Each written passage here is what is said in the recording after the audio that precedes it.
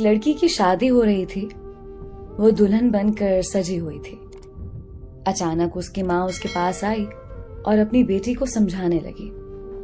یقین کیجئے اگر یہ نصیحت ہم اپنی بہنوں یا بیٹیوں کو کریں تو باخدا ان کا گھر ہمیشہ آباد رہے گا اور انہیں زندگی میں کبھی پریشانی کا سامنا نہیں کرنا پڑے گا.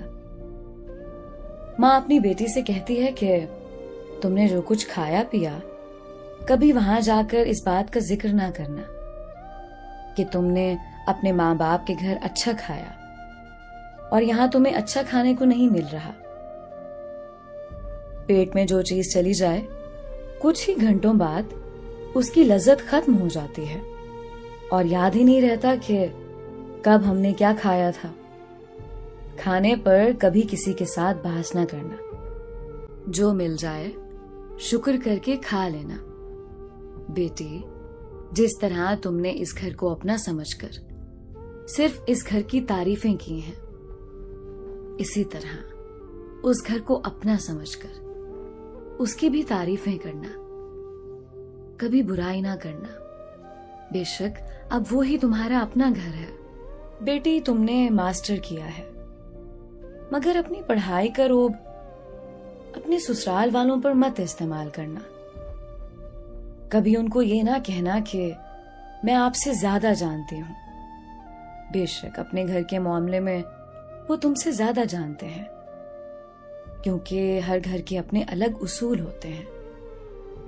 بیٹی، شوہر کو کبھی پیٹھ دیکھ کر نہ سونا کیونکہ اللہ پاک عورت کی اس حرکت سے ناراض ہوتے ہیں. اے میری پیاری بیٹی، روٹنا اس حد تک کہ اگر وہ ایک دفعہ منانے کی کوشش کرے تو مان جانا، اور اگر وہ 1,00,000 دفعہ بھی نہ مانے تو 1,00,000 دفعہ پھر ایک بار کوشش کرنا. کبھی شوہر سے ایسی ڈیمانڈ مت کرنا جو اس کی حیثیت سے بڑھ کر ہو. اس کی مجبوریوں کا احساس کرنا. جب تک سسرال والوں کے اصولوں کو سمجھ نہ جاؤ تب تک اگر کسی چیز کو استعمال کرنا ہو تو ان سے پوچھ کر استعمال کرنا. اس گھر کے سبھی افراد کا خیال ایسے رکھنا جیسے اس گھر کے افراد کا رکھتے تھے. میری یہ نصیحتیں اپنے دوپٹے سے باندھ لینا. شادی کے بعد نہ تو تمہارے سر سے دوپٹہ سرکنے پائے اور نہ ہی یہ نصیحت ہے. دوستو، کیا ہی کمال کی نصیحت ہے.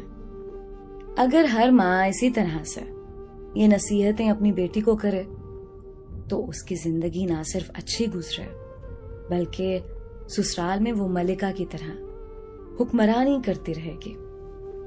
میری دعا ہے کہ اللہ تعالیٰ تمام بیٹیوں کے نصیب اچھے فرمائے. آمین.